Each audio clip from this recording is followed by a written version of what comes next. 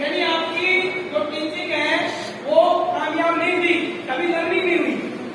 अगर आपकी teaching effective होती तो लर्निंग जरूर होती। एक चीज मैं मानता हूं, अगर आपके 50 बच्चे थे, 50 बच्चे में से पेपर हुआ और मात्र 4 बच्चे पास हुए, 5 बच्चे पास हुए, बच्चे फेल नहीं हुए सारे। वहां कौन फेल हुआ है? वहां पे कौन फेल हुआ है? टीचर। यानी लर्निंग हुई नहीं बच्चे की, क्योंकि टीचिंग इफेक्टिव नहीं हो सकती है, मेथड अच्छा नहीं हो सकता है। इसलिए टीचिंग यानी टीचर का इवैल्यूएशन होता है और लर्निंग यानी स्टूडेंट का इवैल्यूएशन होता है। एसपीए अब आता है there are many types of assessment.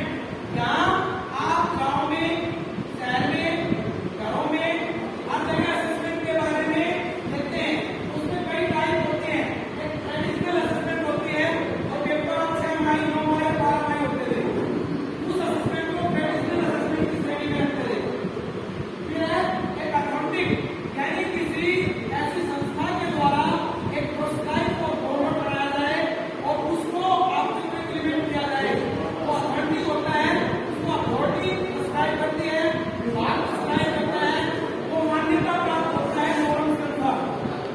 एक होता है नेशनल असेसमेंट, यानी हम जनसंख्या करते हैं, जनगणना करते हैं और विभिन्न प्रकार के सैंपल्स होते हैं पब्लिक के बीच में, उस तरह के जो कार्यक्रम होते हैं वो इस श्रेणी में आते हैं।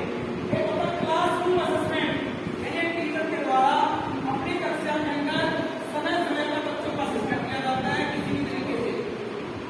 एक होता है एक्सटर्नल असेसमेंट, यानी क्लास के बाहर के एग्जाम वो एक्सटर्नल में आते हैं, उसमें पेपर का चेंज होता है। जब कॉम्पिटिशन के पेपर देते हो आप कोई भी, वो एक्सटर्नल में आते हैं, इंटरनल में नहीं आते।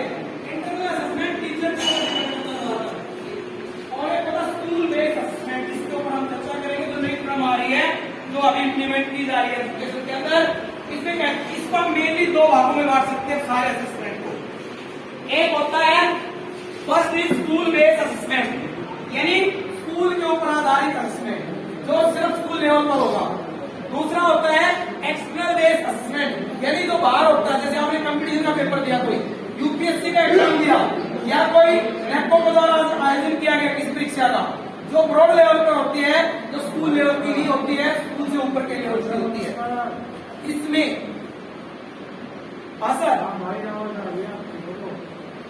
अच्छा क्वेश्चन कौन अटेंड कर रहे हैं?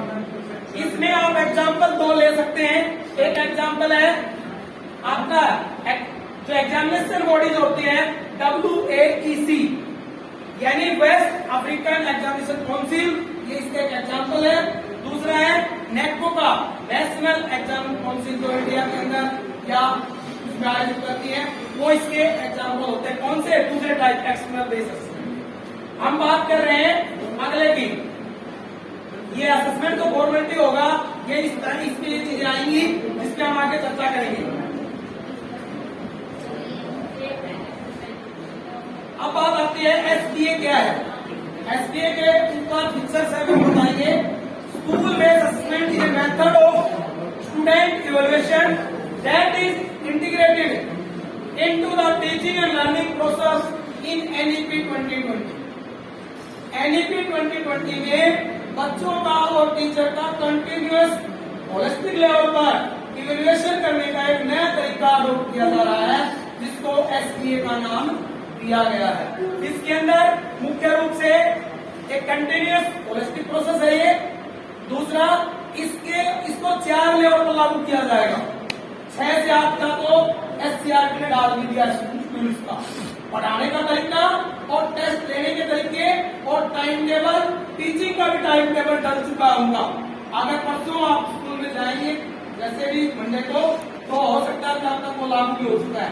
उसमें पहले प्रेयर की 20 मिनट, उसके बाद 1 घंटा उड़ान का है, उसके बाद घंटियां अलग अलग निश्चित कर दी गई है और उसके बाद असेसमेंट का भी उसमें तरीका दे रखे काफी चीजें, तो उसकी ऑब्जर्वेशन भी दे रखी है। और स्टेजेस हमने बताई थी, सब जगह लागू हो गए। फिर है इसमें क्या होगा, पेपर